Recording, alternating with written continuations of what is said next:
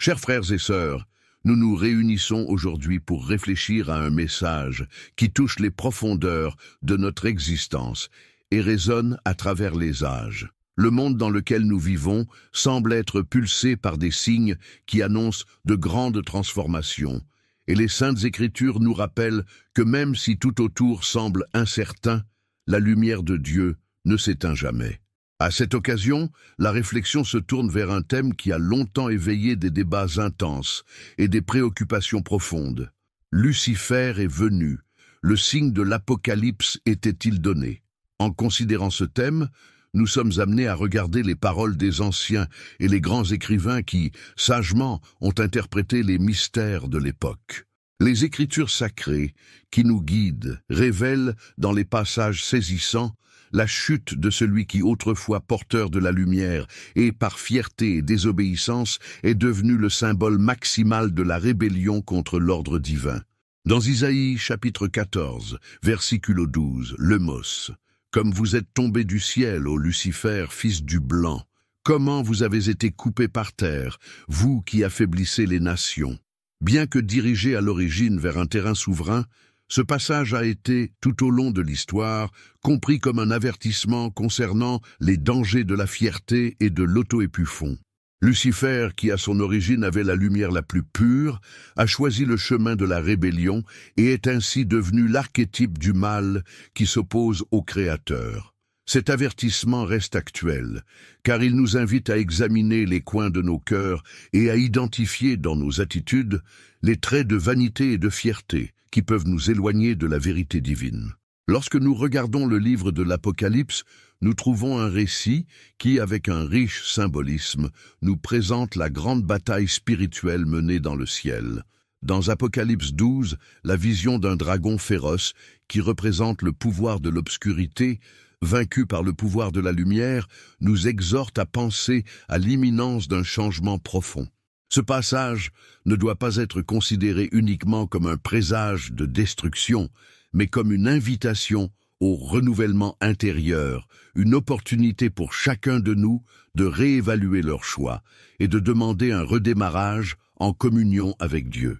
Les signes des temps ne sont pas limités aux pages de la Bible. Les écrivains et les théologiens de différentes époques, des anciens aux maîtres contemporains, se sont concentrés sur ce thème, soulignant toujours l'importance d'une vie basée sur l'amour et l'humilité. Le grand théologien Sénéca, par exemple, a mis en garde contre les dangers d'une ambition excessive, tandis que plus récemment, les penseurs spirituels soulignent que la vraie transformation se produit au sein de chaque être humain. Ces enseignements, bien que provenant de contextes variés, convergent sur le même message. L'humanité doit redécouvrir l'équilibre entre le matériel et le spirituel. Nous vivons à une époque des avancées technologiques et des changements sociaux rapides, où l'information se propage à une vitesse sans précédent. Cependant, plus le monde est modernisé, plus la distanciation des valeurs qui soutiennent la coexistence et le respect harmonieux de la vie. Les crises environnementales, l'instabilité politique et les divisions sociales dont nous assistons sont souvent des signes que le mal, se manifestant par la fierté et l'indifférence, gagne du terrain. Mais même face à ces adversités, la parole de Dieu nous assure que la lumière s'impose toujours. Notre mission est de garder la flamme de la foi en vie, ce qui lui permet d'éclairer les chemins sombres et de ramener les cœurs perdus à l'espoir. Les passages du Nouveau Testament renforcent ce besoin de surveillance et de renouvellement. Dans Matthieu 24, Jésus lui-même parle des signes qui précèdent son retour, mentionnant les guerres, les Seth, les ravageurs et les tremblements de terre comme preuve que les temps s'épuisent. Ces signes, bien que effrayants, ne devraient pas être considérés comme une fin absolue, mais comme un appel à la préparation spirituelle. L'attrait, bien sûr, l'éveil du cœur à la vraie réalité, à la vérité qui libère et se transforme. Dans les Romains chapitre 13, versicule 11, l'apôtre Paul nous exhorte à nous réveiller du sommeil de l'indifférence, nous rappelant que le salut est plus proche que lorsque nous commençons à croire. Cette exhortation est une invitation urgente à l'action afin que nous puissions aligner nos vies avec les créations du Seigneur. La figure de Lucifer, avec toute sa complexité, est également un miroir qui nous invite à réfléchir à nos propres comportements. Il représente ce qui se passe lorsque l'être humain est consommé par la fierté, quand il se distance de l'humilité et de la véritable essence de l'amour divin. De notre époque, nous sommes souvent confrontés à des situations qui reflètent cette même réalité. La poursuite incessante du pouvoir, l'individualisme exacerbé et la négligence des autres. De tels comportements, bien qu'ils puissent sembler inoffensifs au milieu de la modernité, sont en fait les chaînes qui nous empêchent d'atteindre une plénitude spirituelle. L'avertissement des Écritures est donc un appel à chacun de nous pour examiner sa propre conscience et s'efforcer de parcourir un chemin de justice et de compassion. En élargissant cette réflexion, nous ne pouvons manquer de mentionner les leçons extraites des œuvres littéraires qui, bien qu'elles ne soient pas des textes sacrés, ont contribué de manière significative à la compréhension des mystères du bien et du mal. Dante Alighieri, dans son œuvre The Divine Comedy, présente un profond portrait de l'enfer, du purgatoire et du paradis, révélant que chaque âme dans son voyage est appelée à affronter ses démons internes et à rechercher la rédemption. Dante nous montre que même lorsque l'obscurité semble prendre le relais, il y a toujours la possibilité de renaître, tout comme le phénix, qui vient des cendres plus fortes et les plus pures. Cette vision poétique et profonde est un rappel que l'Apocalypse, en substance, n'est pas une fin mais une transformation, une opportunité pour l'humanité de se rassembler et de se réconcilier avec la source de toute vie. Lorsque nous examinons les événements qui se produisent dans le monde contemporain, il est impossible d'ignorer les similitudes avec les temps décrits dans les Écritures. L'instabilité politique croissante, les crises humanitaires et les guerres qui affligent diverses nations semblent refléter une réalité dans laquelle les forces du mal essaient de s'imposer. Cependant, ces adversités peuvent également être interprétées comme des moments de purification, dans lesquels l'humanité est invitée à abandonner les vieilles habitudes et à faire de la place pour une nouvelle ère de justice et de solidarité. Deuxièmement, dans Peter chapitre 3, versicule 10, on se souvient que le jour du Seigneur viendra comme un voleur, un appel pour que nous soyons toujours préparés, le cœur est renouvelé, pour accueillir la transformation annoncée. Le message du renouvellement ne peut pas être dissocié du rôle du pasteur, qui a la mission sacrée de guider les fidèles à travers les chemins de la vérité. Le travail pastoral va bien au-delà des discours et de la prédication. C'est un engagement quotidien dans l'espoir, l'amour et la justice. Chaque mot prononcé, chaque geste de compassion est un témoignage de la lutte contre les forces qui menacent la paix intérieure et la communion chez les hommes. C'est à travers cette œuvre incessante que la lumière de Dieu est présente, transformant des vies et restaurant l'espoir même aux moments les plus sombres. Lorsque nous réfléchissons aux signes de la révélation, nous sommes également invités à considérer le rôle de la communauté. En temps de crise, l'union des cœurs et la pratique de la solidarité deviennent de puissantes armes contre les troubles et le désespoir. L'Église, en tant que corps des fidèles, doit se renforcer et se renouveler, car chacun de nous a un rôle indispensable dans la construction d'un monde plus juste et fraternel. Cette union n'est pas basée sur l'uniformité, mais sur la diversité des dons et des talents qui, lorsqu'ils sont placés au service de l'amour divin, créent une symphonie harmonieuse qui fait écho à la grandeur du Créateur. L'importance du dialogue et du partage d'expériences ne peut pas non plus être sous-estimée. Au milieu des multiples interprétations et théories qui surviennent sur les signes de l'époque, le dialogue sincère et constructif est le moyen d'illuminer et de la vérité.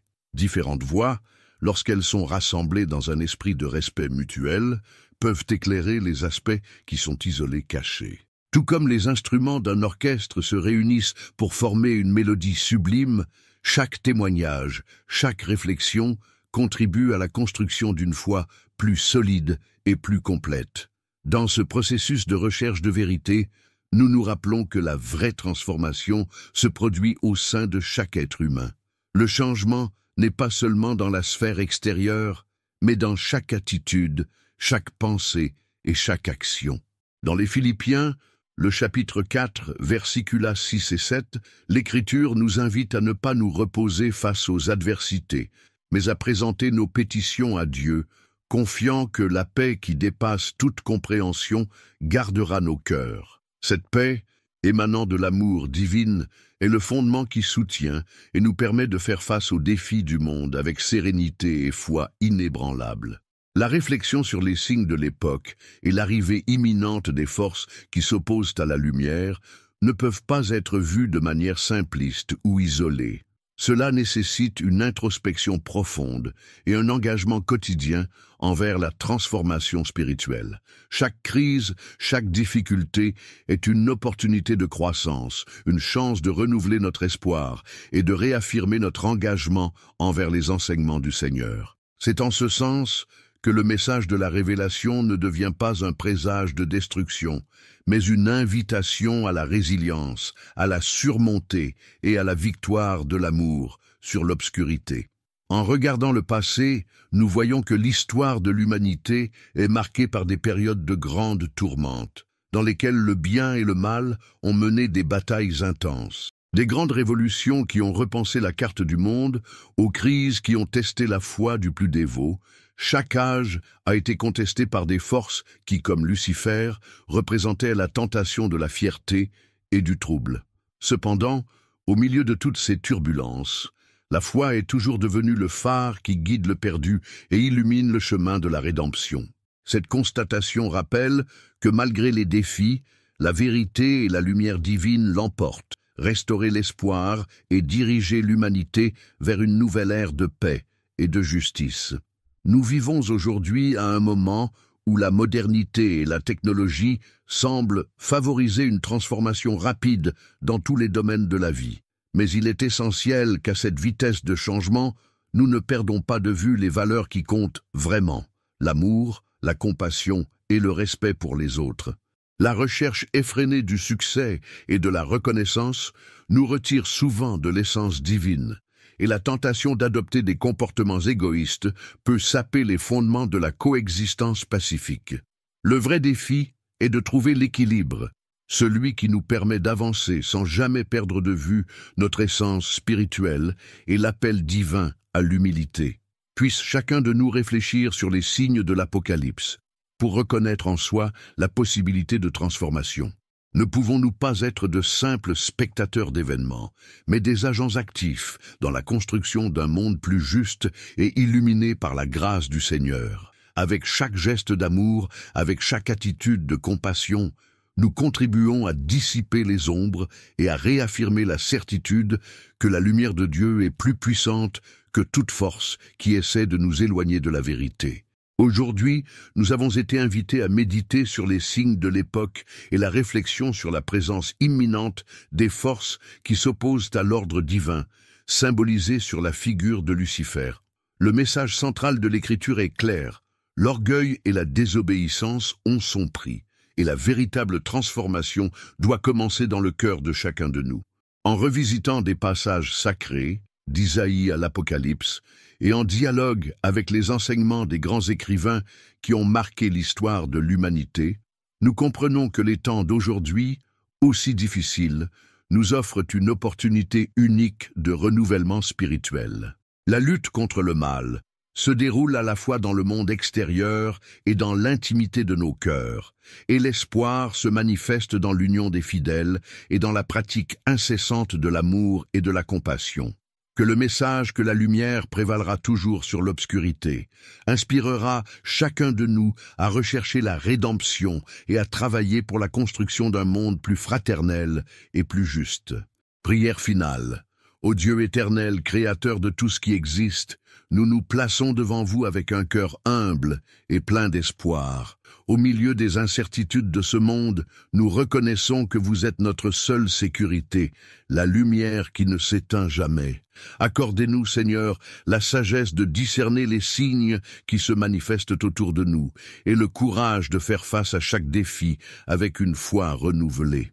Purifie nos cœurs, nous livrer de la fierté qui nous retire de votre amour et nous renforce afin que nous puissions être de vrais instruments de votre paix. Puissions-nous, dans chaque geste et parole, refléter votre lumière et apporter du réconfort à ceux qui souffrent. Cela nous inspire à rechercher une vraie transformation intérieure, de sorte que, aux côtés de nos frères et sœurs, nous pouvons construire un monde gouverné par la justice, la compassion et l'amour inconditionnel.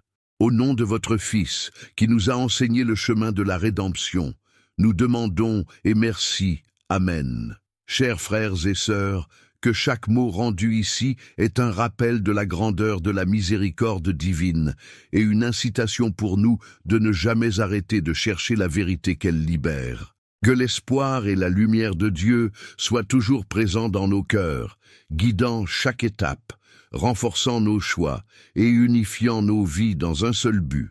Vivre selon la volonté du Très-Haut, certain que même lorsque les ombres s'épaississent, la gloire de la lumière divine triomphera pour toujours. Que la paix du Seigneur soit avec vous, aujourd'hui et toujours.